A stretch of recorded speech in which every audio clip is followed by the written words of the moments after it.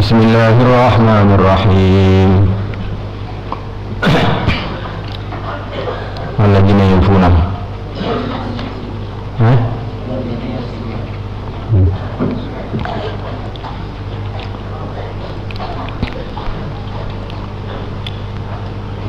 Bismillahirrahmanirrahim. Walladzina yasiluna ma amara Allah bihi an yusala wa yakhshawna rabbahum wa yakhafuna su'al hisab.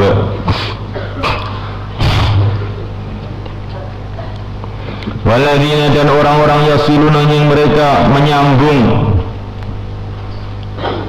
ma perkara amaro yang memerintahkan Allah dengannya ayun sholat untuk disambung. Orang-orang yang menyambung perkara yang Allah memerintahkan untuk disambung, menyambung sanak famili, menyambung hubungan dengan orang Islam,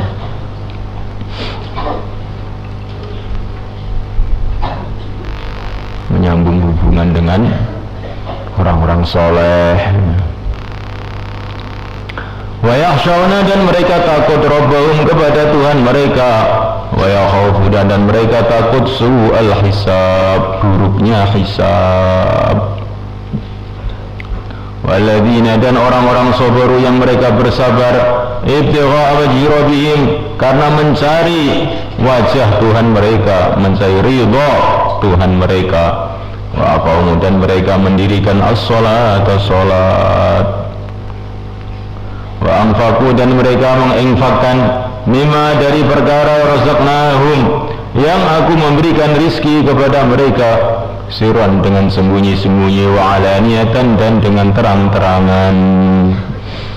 Wa yadra'una, dan mereka menolak fil hasanati, dengan kebaikan, al-sayyi'ata, kejahatan. Di kejahatan itu ditolak dengan kebaikan, dihapus dengan kebaikan. Ulaika, mereka ini lahum, bagi mereka ubadar, ubadar, negeri akhir. Ubad itu maknanya akhir. Ubadar, negeri akhir, maksudnya ya surga.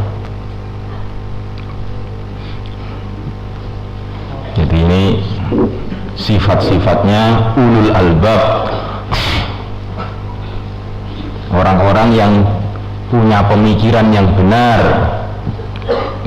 Innama yatadakkaru ulul albab, hanyalah mengambil pelajaran orang-orang yang punya akal, orang-orang yang punya hati yang lurus. Orang yang punya hati yang lurus itu tanda-tandanya apa? Sifat-sifatnya apa?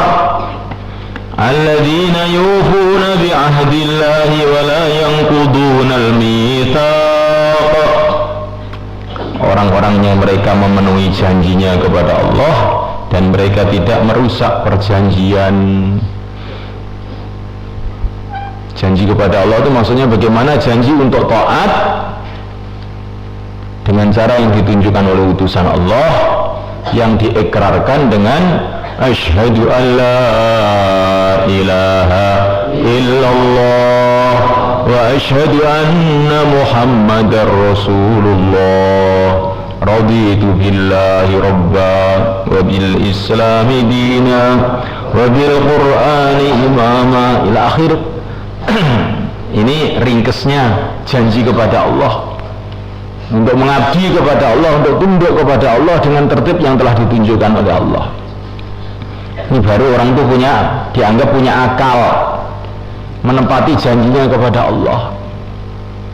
Setelah itu, walladzina yasiluna ma amara Allah bihi ayyusala wa yakhshawna rabbahum wa yakhafuna su'al hisab, menyambung perkara-perkara yang diperintahkan oleh Allah untuk disambung, menyambung hubungan dengan Rasul, menyambung hubungan dengan orang-orang soleh, menyambung hubungan dengan sanak famili, menyambung hubungan dengan seluruh umat Islam.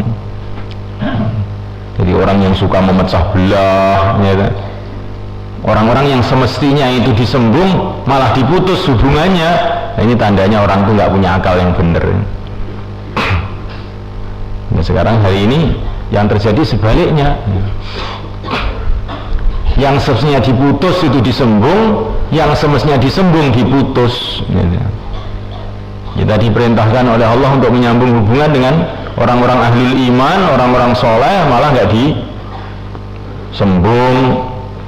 Lah kita ini diperintahkan untuk memutuskan hubungan dengan orang-orang tidak baik, malah sekarang ini malah hubungan dengan orang-orang tidak baik itu.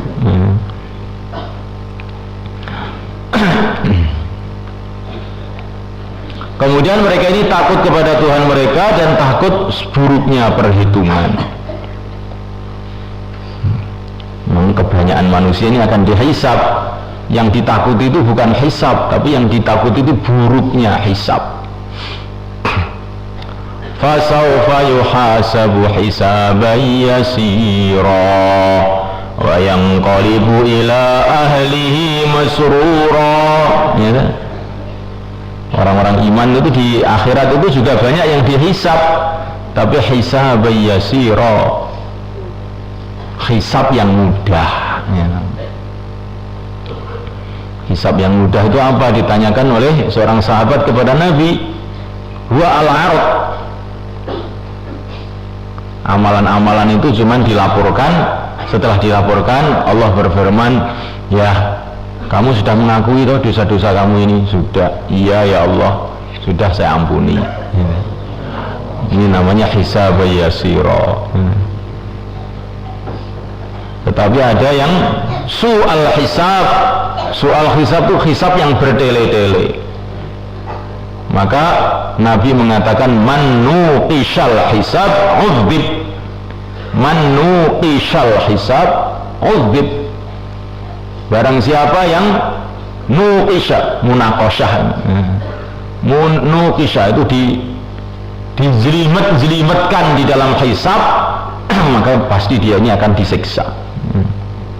Namanya su'ul hisab.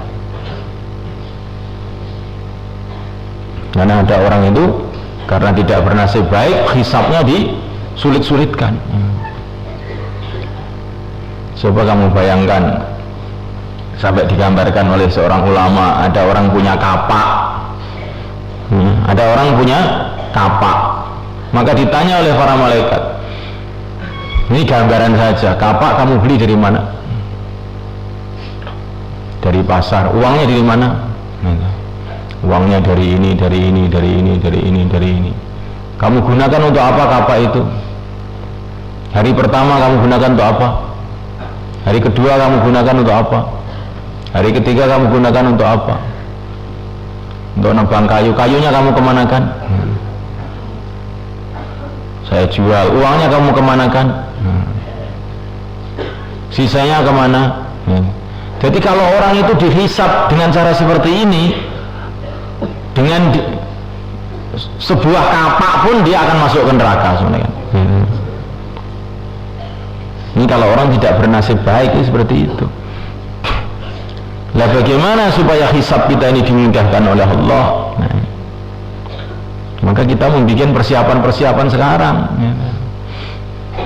Kita ini amal apa-apa yang hati-hati. Kemudian kita ini banyak memudahkan orang, dengan harapan Allah memudahkan kita, menutupi aib-aib orang, dengan harapan Allah menutupi aib kita. Walladzina sabaru ibtigha'a wajhi rabbihim wa aqamus salata wa anfaqu mimma razaqnahum sirran wa 'alaniyah. Ini sifatnya ulul albab, orang-orang yang sabar karena mencari ridho Tuhannya. Karena orang yang sabar itu diridhoi oleh Allah. Innallaha ma'as sabirin. Maka kita ini kalau laporan kepada Ustadz, Pak, saya ini sudah tidak betah, Pak, pesantren sudah tidak betah, ngaji sudah tidak sabar saya. Wah, ini gawat ini. Ini berarti sudah ada tanda-tanda ini bernasib buruk ini. Bernasib buruk, tidak sabar. Kamu sabarlah ngaji. Wah, saya tidak bisa sabar. Innalillahi wa inna ilaihi raji'un. Ini gawat kamu ini. Kamu ini sudah tidak termasuk ulul albab ini. Pikirannya sudah nggak lurus. Nah kalau orang pikirannya nggak lurus, bagaimana bisa sukses? Pokoknya pun buatan betah Pak Us. Pokoknya kalau niki buatan betah, iya wis. Ya panjang lagi gak pawaan jadi ulama kan. Ya. Kelihatannya hidung kamu ini memang bukan hidung ulama, ya. Nggak cocok. Ya. Perlu diganti hidungnya. Ya. Walladzina sabaru ibtigha'a wajhi rabbihim wa aqamus shalah, dan mereka menegakkan salat. Wa anfaqu mimma razaqnahum sirran wa alaniyah, dan mereka menginfakkan sebagian rizki yang aku berikan kepada mereka secara sembunyi-sembunyi dan terang-terangan.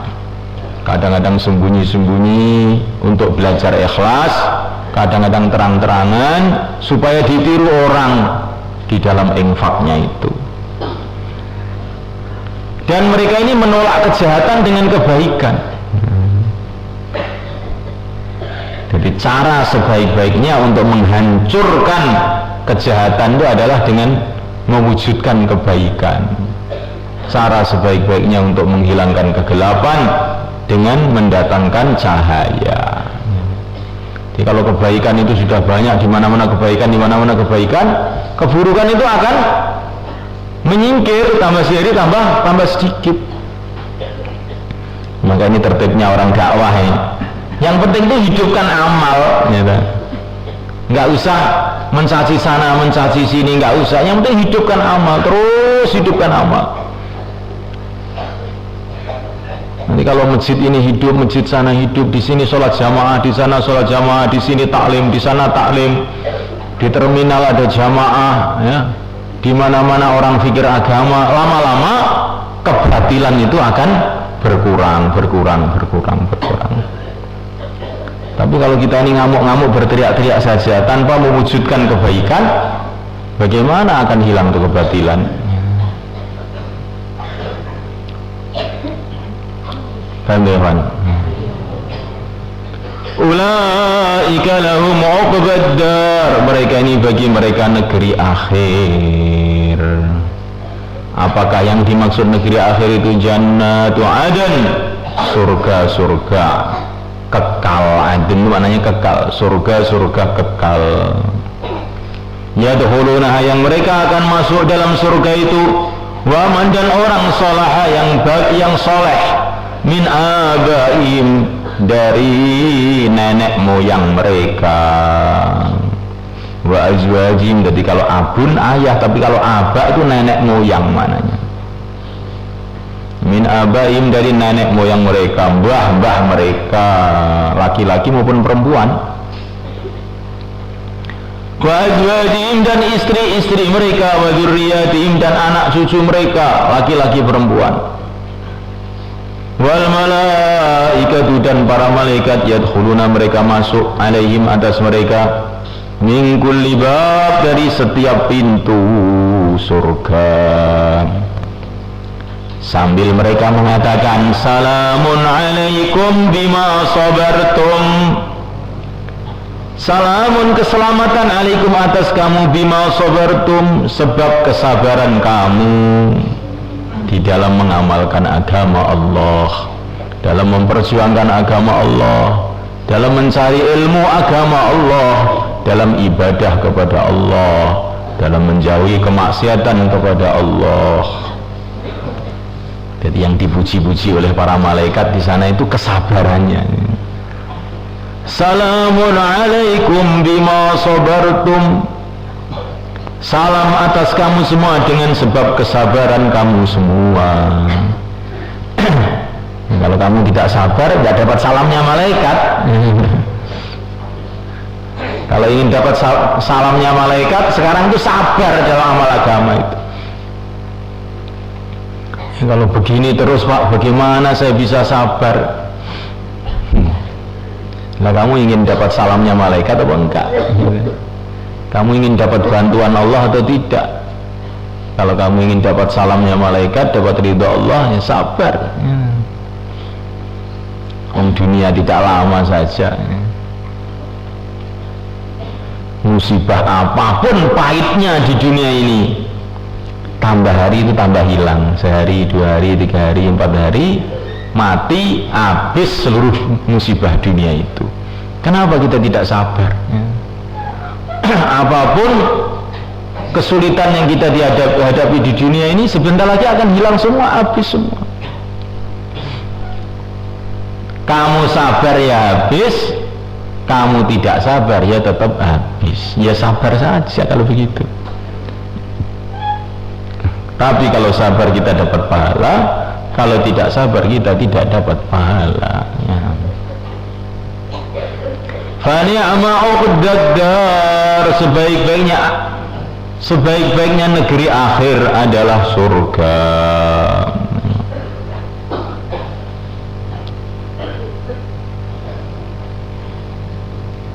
Masya Allah.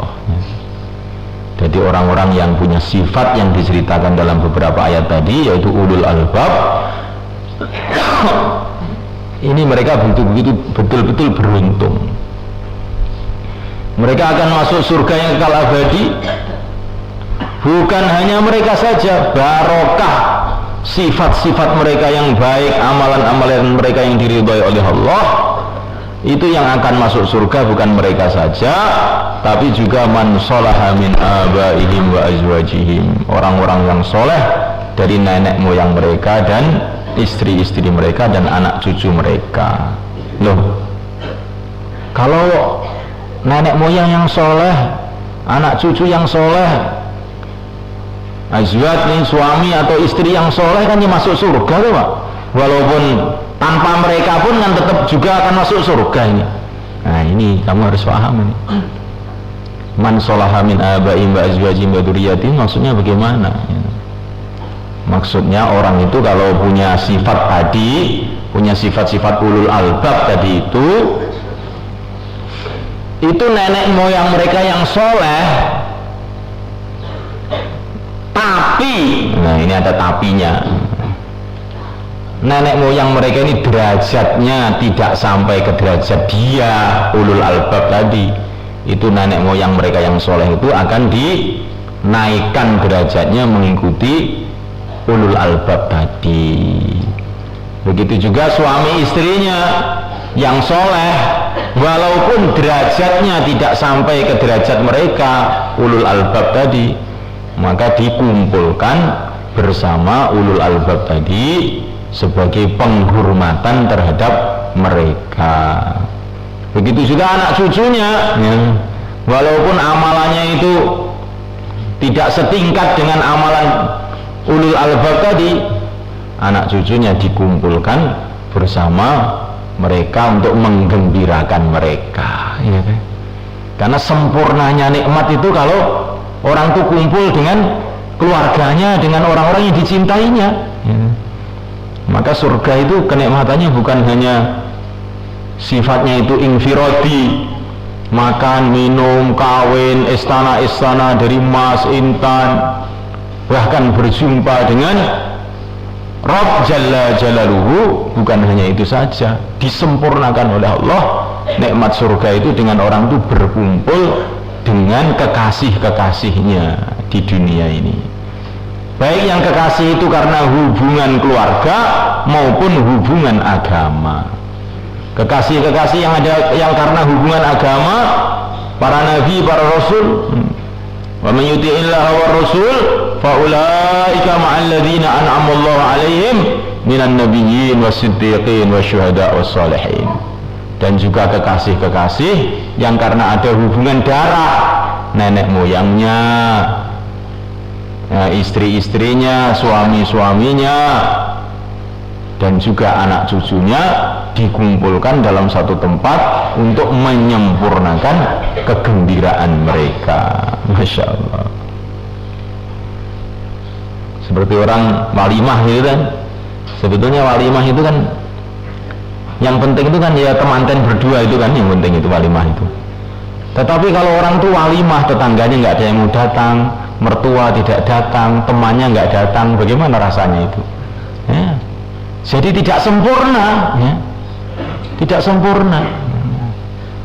Kegembiraannya jadi tidak sempurna. Maka di seluruh dunia kalau namanya orang walimah mesti undang-undang tangga nih, undang-undang dulur-dulure, ya. Dan kalau nggak ada orang yang mau datang, dia akan sedih, ya. Begitu juga di surga, ya.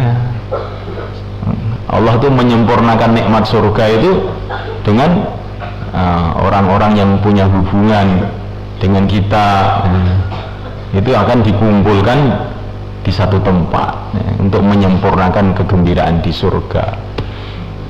Masya Allah, ya.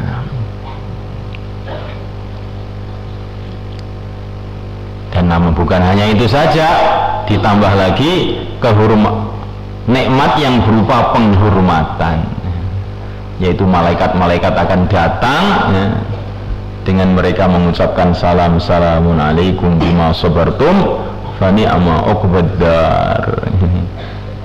Kenikmatan yang berupa penghormatan, ya. Masya Allah. Jadi ini kenikmatan dari segala arah datang semua. Kenikmatan jasmani, makan, minum dan sebagainya, tempat, ya. Kenikmatan rohani berjumpa dengan Allah, ya. Kenikmatan istimai, ya, kumpul dengan kekasih-kekasihnya, ya. Dan seluruh kenikmatan itu kumpul di sana itu. Maka dikatakan aisyatun radiyah, kehidupan yang memuaskan dari segala arahnya. Orang makan minum, rumahnya hebat, tapi nggak ada orang mau menghormati dia. Ini juga dia tidak sempurna kenikmatannya, ya. Tidak sempurna kenikmatannya. Ini sudah tempatnya nikmat, makannya nikmat, temannya nikmat, ya. Dapat penghormatan lagi, ya. Yang lebih hebat lagi, mendapatkan ridho Tuhannya yang tidak akan marah selama-lamanya. Terus kayak apa itu nikmat seperti itu tuh kayak apa? Maka untuk mendapatkan nikmat yang demikian tinggi itu, ya, apakah kita tidak mau sabar? Ya, bagaimana? Apakah kita tidak mau sabar untuk mendapatkan itu?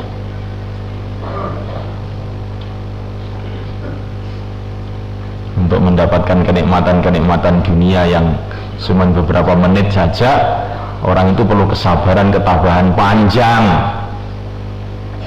Nah, untuk mendapatkan kenikmatan yang kekal abadi yang seperti ini dari segala arah, masa kita ini nggak mau sabar, ya. Kalau kita tidak mau sabar, berarti tidak termasuk ulul albab, orang yang punya otak waras, ya. Kamu susah sebentar, nak, beberapa hari saja, maka kamu akan bersenang-senang 10 tahun, ya. Maka semua orang mau, ya. Semua orang mau, ya. Sebentar saja, ya. Bersusah payah sebentar untuk nikmat yang panjang, senang yang panjang, semua orang mau. Nah, ini agama ini bersusah payah sebentar untuk mendapatkan kenikmatan, bukan yang panjang, yang selama-lamanya. Kalau tidak mau kan orang tidak benar itu otaknya. Ditambah lagi, kalau kita ini siap bersusah payah dengan agama ini, itu nyatanya itu tidak susah terus, ya enggak. Tidak susah terus, ya enggak. Banyak orang itu ngamalkan agama, pokoknya saya siap bersusah payah habis-habisan untuk agama. Pokoknya orang itu sudah punya tekad seperti itu, dia nanti susah terus apa enggak? Justru yang terjadi malah sebaliknya. Ketika dia siap susah payah untuk agama itu, justru kehidupannya diberkati oleh Allah, dimudahkan oleh Allah. Contohnya adalah para sahabat.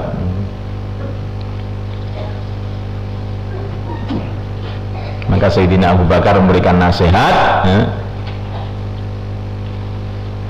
Siaplah kamu mati, maka kamu nanti akan hidup, kata Abu Bakar. Kalau kamu siap mati, justru kamu akan hidup, katanya. Safir tajid aywadan amman tufariquhu wansab fa inna ladhidal aishi fin nasabi, kata Imam Syafi'i. Safir tajid aywadan amman tufariquhu wansab fa inna ladhidal aishi fin nasabi. Safarlah kamu akan menemukan ganti dari orang-orang yang kamu tinggalkan. Kamu meninggalkan orang-orang yang kamu cintai di rumah kamu, tapi nanti kalau kamu safar untuk agama, nanti kamu akan berjumpa sebagai penggantinya keluarga kamu, itu akan berjumpa teman-teman baru. Wansaffa inna ladzidal aishi fin nasabi, bersusah payahlah kamu, kata Imam Syafi'i, sesungguhnya kelezatan hidup ini dalam susah payah, ya. Ngapalkan Quran pagi sore sampai tepos, ya, tahu-tahu khatam Quran, ya. Jadi imam terawih lancar, ya. Nikmat ya. Tapi kalau ngapalkan Quran, wah Pak, saya nggak kuat, punggung saya Pak, bagaimana ini, perut saya Pak, ini kemana? Akhirnya idza zulzila terus, ya. Ngaji, Masya Allah 10 tahun otaknya diperes, ya. Susah payah, tapi tiba-tiba jadi orang alim, ya. Jadi ustadz, ya. Kalau sudah jadi ustadz itu duduknya mesti di atas, ya, karena dulu sudah di bawah lama ganti di atas, ya. Namanya ustadz ini kerjanya marah sama orang, nyaci maki orang, tapi nggak pernah dicaci maki. Kenapa? Karena dulu dia dicaci maki sudah 10 tahun, ganti sekarang, ya. Tiap hari mukul orang, ya. Begitu kamu, ya. Jadi maksudnya ini cuman guyonan saja. Maksudnya ini kalau orang itu bersusah payah, maka nanti akhirnya itu dapat kemuliaan. Tapi kalau orang itu tidak mau bersusah payah, jadinya bagaimana? Malah payah terus. Kalau nggak mau bersusah payah, akhirnya payah terus malah. Jadi orang jahil, ya, ngaji ditunggu-tunggu orang tuanya, pulang mau jadi orang alim, hafid Quran, tahu-tahu motol, ya, baru juz amma, setengah juz saja tidak hafal, ditanya apa-apa nggak ngerti, ya. Sampai di rumah orang tuanya kecewa, ya. Tetangganya pun nggak mau lihat dia, ya. Akhirnya ya sudah, hidupnya seperti tidak hidup, ya. Hidup tapi tidak pernah, ya seperti tidak hidup, nggak punya apa-apa, ya. Tidak pernah berbuat apa-apa kebaikan. Tapi kalau kita sabar, Masya Allah, ya.